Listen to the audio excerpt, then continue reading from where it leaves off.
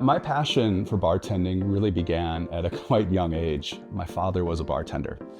It's just the vibe in the room. Dimly lit, dark wood paneling, red leather booths, and it just romanticized the whole idea. These are menus from the Ambassador Hotel where my dad worked. Interesting to know that you could get a sip of chartreuse for 90 cents back in the day, which now you can't even find this stuff. A bit of a chartreuse man. My first job bartending was in college. I had to lie about my experience.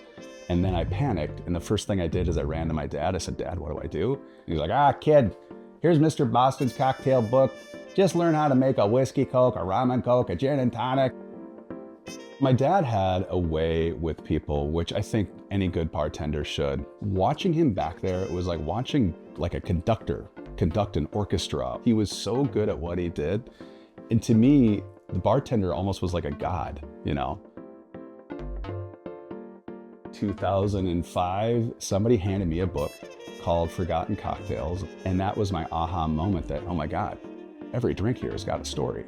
That kicked off my passion for cocktail history. And 2 to 3 years later, I was suddenly the cocktail guy in my family and group of friends. I'm the reason why people come to Christmas. I'm the guy. Well, my niece gives me a call. She's like, "Will you teach me how to make cocktails?" So I bought her a little bartender's kind of first bartender's kit, and I walked her through 3 different cocktails. And her eyes got wide, and she's like, "Oh my God, like I just made this with my hands."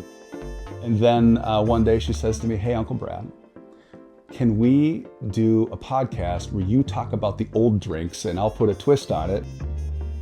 That was the footprint for our podcast. We started doing that 3 years ago, and now we're kind of off to the races in the podcast.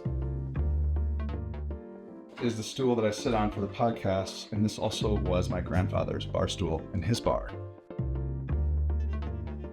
As I got older, making cocktails became less about drinking and more about experiencing.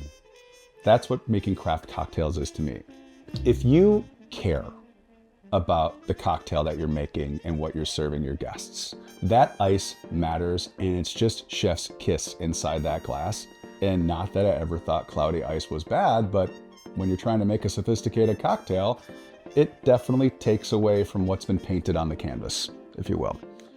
I deal in details, you know, so that's one of the things that I can taste the difference, literally taste the difference between a regular cube and a Klaris cube.